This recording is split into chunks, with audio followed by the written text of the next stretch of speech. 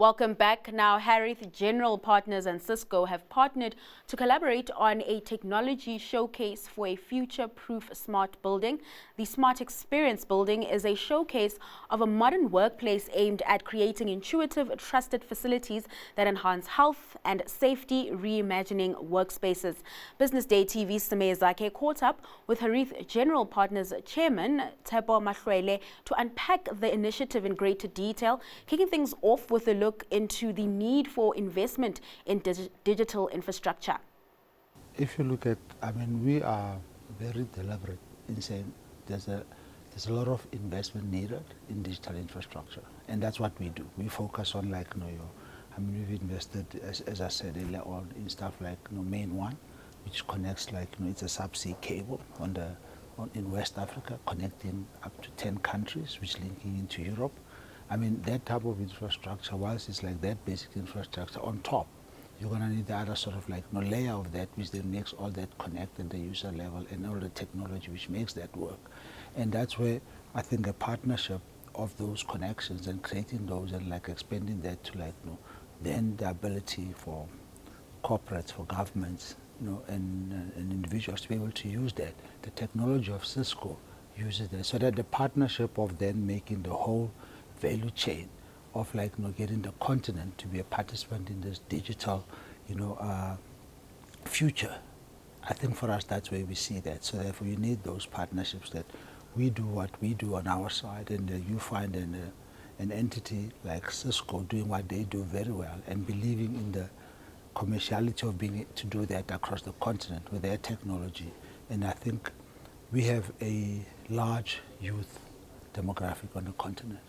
And with the amount of students and people that they're able to take into their programs and teach, and it makes this digital future much a possibility, as opposed to now where we're sitting, you've got the unemployment, you've got the poverty, you've got the lack of connectivity. So when you find and you can bring all these things together, besides the technology, then creating those future champions who can then drive that.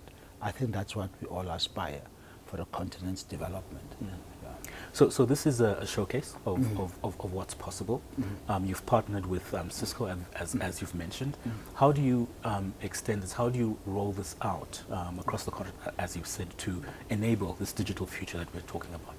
If you look at some of the projects that we're involved in airports. We're involved in broadly also extending our reach within the aviation sector. We're involved in we're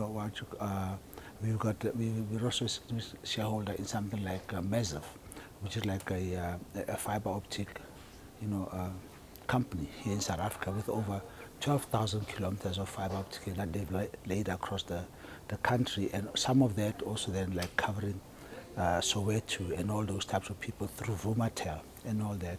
And some of that also stretching into the security node in terms of cameras on streets and robots and all that. So when you see all those types of investments we've made on that, in those types of entities, I think when we then, a partner like Cisco, then enhances that sort of next level of connection with the digital future we're aspiring for, then creating those for instance, we have ambitions of creating a smart city around Lanseria.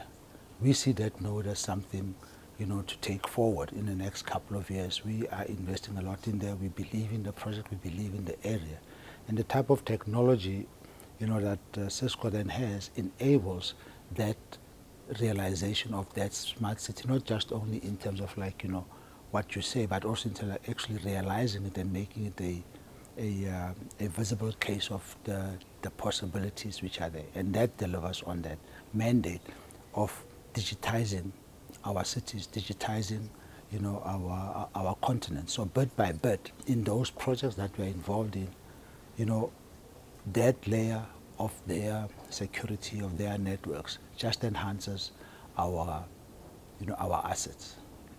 And I think doing that with a global player best practice and with proven sort of results is also what leads to I think their if you look at the building that they've sort of like now kitted us out for us, and from a energy efficiency point of view, and then from like a connectivity point of view, from a security point of view, and what that does, and if we can replicate all those results in the investments that we're involved in, you then start developing that next layer of, youth and young people who then engage with like, this new digital future we're going to. It's not the old sort of like economies we used to. And I think that whole package for us is very appealing. Digital future, I know it's a word we use a lot, but from your experience and traveling across the continent, making all of these investments, do you get the sense that there is enough of an urgency or an understanding in which such a scenario unlocks for South Africa, but also the continent? I think more needs to be done. It is much more urgent than what is being afforded to the digital future in terms of priorities. And to the extent that, I mean, as a company, as a country, as a continent, we can start then like prioritizing that digital side of things, that digital connectivity and that digital future, first with skills, with the technology, and with the physical investment of the infrastructure needed to do that, which needs like the big capital, to be able to do that. Then it's a bit of a challenge. But everything, the way I see it, starts with people starting to do what they can do within their sphere. The demand is huge.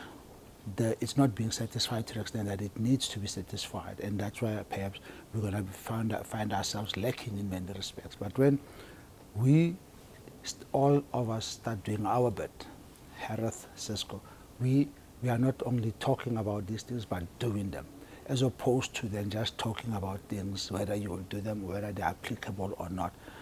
The bit by bit sort of thing leads to many bits filling up, and then it leads to that's sort of a roll-up of all those actions. And that's what we believe in. Let's get things done, as we know that the demand is huge, but starting is the start, is where it all sort of starts to where the rubber meets the road. Just somebody start, and this initiative starts doing that and shows what is the art of the possible. Yeah. One last question I want to push you on. I think it's something that you're passionate about, and that is Africa investing in Africa's infrastructure. Talk to us a bit about how you see that, and specifically how you see Harith playing a role in that space. I mean, we've been on this journey, and we started off saying that you need to build infrastructure, needs lots of capital. But infrastructure on the continent, infrastructure is a long-term game. But then the capital you get into come into the continent, it is playing a short-term game. So therefore there's a mismatch in terms of the demand and what is being offered. So unless we can then get a route to market, making sure that we can then start building these assets which must last 30, 40, 50 years, we are not even going to be able to layer on all these other technologies on top. So that infrastructure to do that is where, for me, one has been stressing along in terms of all my conversations for the past, more than 20 years, even in my previous jobs, that we need long-term capital to do that. But for long-term capital to do that, Africans themselves need to start taking the initiative with their own long-term savings to invest in the future, to invest in themselves. And that's how we're going to get more and more of these rolling. Because it has been proven that the risk profile of this infrastructure project is not as high as the perception is. And our performance in our funds has actually proven that, because it's commercial funds we've been able to attract to deliver infrastructure projects.